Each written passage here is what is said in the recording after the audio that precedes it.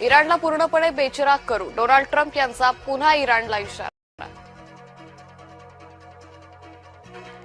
घरापर्यंत पोहोचल्या युद्धाच्या झळा, घरगुती गॅस 60 रुपयांनी महागला. व्यावसायिक वापरासाठी गॅस सिलेंडर मिळणार नाही, केंद्र सरकारचा महत्त्वाचा निर्णय.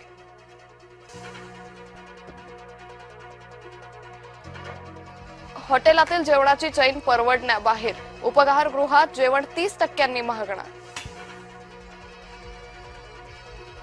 आंबा झाला कडू, आधीच उत्पादन कमी, त्यातच निर्यात खोळंबली, आंबा उत्पादक चिंतेत. आजोबापेक्षा नातू श्रीमंत, राज्यसभेच्या उमेदवारी निमित्त समोर आली माहिती.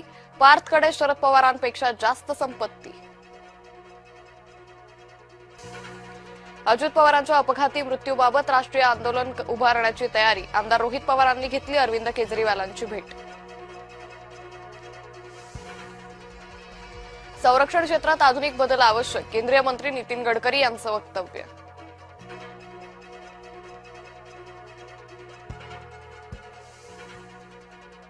सीमारेषेवरील यंत्रणा अधिक सक्षम होणार, मुख्यमंत्री देवेंद्र फडणवीसांचं वक्तव्य.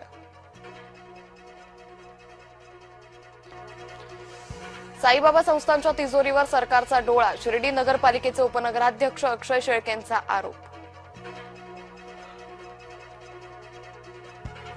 मध्य आणि हार्बर मार्गावर आज मेगा ब्लॉक, रेल्वे रूळ ओव्हरहेड वायरच्या देखभाल दुरुस्तीसाठी ब्लॉक. मुंबई महापालिकेचा 550 कोटींचा कर थकीत, बीएमसीच्या मालमत्तांना ई लिलावासाठी नोटीस. येवल्यात 23,000 मेट्रिक टन द्राक्ष निर्यात घटली, जवळपास 700 कोटींचं परकीय चलनाचं नुकसान.